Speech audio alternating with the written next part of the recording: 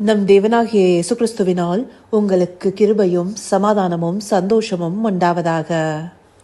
இன்னைக்கு வேத வசனத்தின் ஒரு பகுதியை தலைப்பாக எடுத்து பார்க்க போறோம். அந்த தலைப்பானது பரிசுத்தமுள்ளவன் இன்னும் பரிசுத்தமாகட்டும்.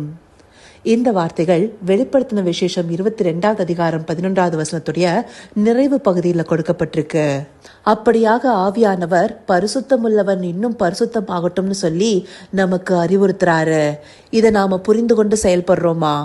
நாம ஆண்டவராகிய இயேசு கிறிஸ்துவனால பாவத்திலிருந்து விடுதலை பெற்று அவருடைய ரத்தத்தினால கழுவப்பட்டு பரிசுத்தமாக்கப்பட்டிருக்கோம். அந்த பரிசுத்தத்துல நிலைநிற்கிறதுக்கு நாம முயற்சி செய்கிறோமா? 2 கொரிந்தியர் 7வது அதிகாரம் 1 வசனத்துல இப்படியாக சொல்லப்பட்டிருக்கு. பிரியமானவர்களே, மாம்சத்திலும் ஆவியிலும் உண்டான எல்லா அசூசியம் நீங்க நம்மை சுத்திகரித்து கொண்டு பரிசுத்தமாக்குதலை தேவ பயத்தோடே பூரணப்படுத்த கடவோம். அந்தபடியாக நாம பெற்றுக்கொண்ட பரிசுத்தத்தை பூர்ணப்படுத்தும்படியாகவே நாம அழைக்கப்பட்டிருக்கோம். அதை அறிந்து கொண்டு செயல்படுபவர்களாக நாம காணப்படணும். பரிசுத்தமாக்கப்படுகிறதுங்கிறது ஒவ்வொரு நாளும் நமக்குள்ளார காணப்பட வேண்டிய உள்ளார்ந்த அனுபவம். அதன் மூலமாகவே நாம மனம் புதிதாகிறதுனால மறுரூபமாகிறோம். இந்த பரிசுத்தமாகுதல் நமக்கு எங்க கிடைக்கப்படுது? தேவனுடைய சமூகத்துல. அவருடைய சமூகத்துல நித்தமும் விழித்து காத்திருந்து அவரிடத்துல இருந்து அந்த பரிசுத்தத்தை பெற்றுக்கொள்கிறவர்களாக நாம காணப்படணும். அது மாத்திரம் இல்லாம இந்த பரிசுத்தத்துல நிலைநிற்கிற தீர்மானம் நமக்குள்ளார இருக்கணும். அப்படியான தீர்மானம் காணப்படும் போதே இந்த பரிசுத்தத்துல நாம நிலைநிற்க முடியும். அப்படி இல்லைன்னா இந்த உலக வாழ்க்கைக்குள்ளார போகும்போது அநேக காரியங்கள்ல ஈர்க்கப்பட்டு பரிசுத்திலிருந்து வழி விலகி போயிடுவோம். அப்படியா நம்முடைய பரிசுத்தத்தை நாமளே டைல்யூட் பண்ணலாமா? நம்முடைய பரிசுத்தத்தை மேலும் மேலும் அதிகரிக்க கூடிய வகையில நாம செயல்படுகிறவர்களாக இருக்கணும். அதற்காகவே தேவனை நோக்கி நித்தமும் கேட்பவர்களாக இருக்கணும். நம்முடைய அனுதின ஜெபத்துல நாம மேலும் மேலும் பரிசுத்தமாகுவதற்கு தேவனிடத்துல மன்றாடுகிறவர்களாக இருக்கணும். ஏன்னா இந்த பரிசுத்த காத்து கொண்டா மாத்திரம்தான் நம்மளால ராஜ்யத்திற்குள்ளார பிரவேசிக்க முடியும். ராஜ்யத்தின் சுவிசேஷம் நமக்கு பிரசங்கிக்கப்பட்டு நம்மை பரிசுத்திற்கு ஏதுவாக வழிநடத்துவதற்கு எல்லாவற்றையும் செஞ்சிருக்கு. அந்த ராஜ்யத்தின் ஆளுகை நமக்குள்ளார காணப்பட்டா நாம பரிசுத்தத்துல நிலைநிற்க கூடியவர்களாக இருப்போம். இந்த பரிசுத்த காத்து கொள்வது அவசியங்கிறத இன்றைக்கு தேவனுடைய பிள்ளைகளே மறந்து செயல்படுறாங்க. கிறிஸ்தவன்னு பேர்ல மாத்திரம் அடையாளம் இருக்கக்கூடாது, வாழ்க்கையில அடையாளம் இருக்கணும். அப்படியான அடையாளம் நம்ம இடத்துல காணப்படும் போதுதான் அது மற்றவர்கள் இடத்துல தாக்கத்தை உண்டு பண்ணும். இதை நாம மறந்து செயல்படக்கூடாது. இது ஒரு எச்சரிப்பின் வார்த்தையாக தேவன் நமக்கு அனுப்புறாரு.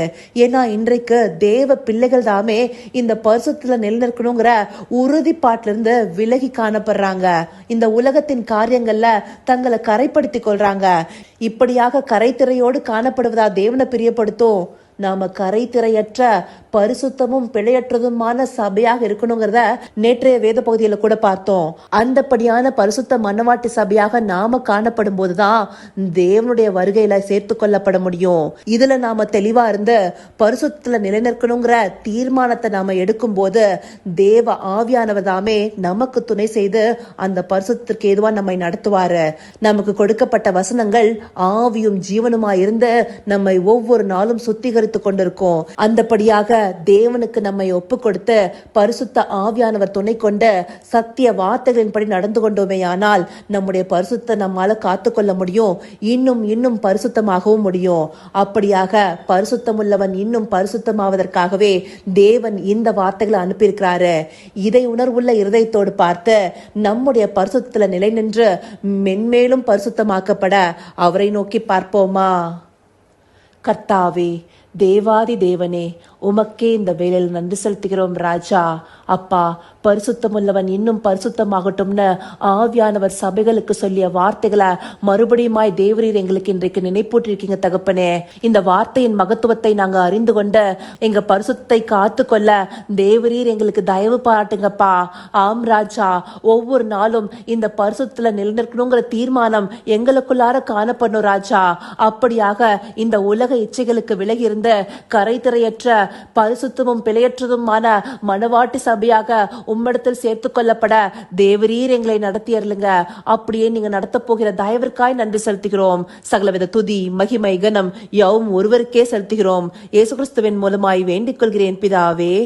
ஆமேன், ஆமேன்.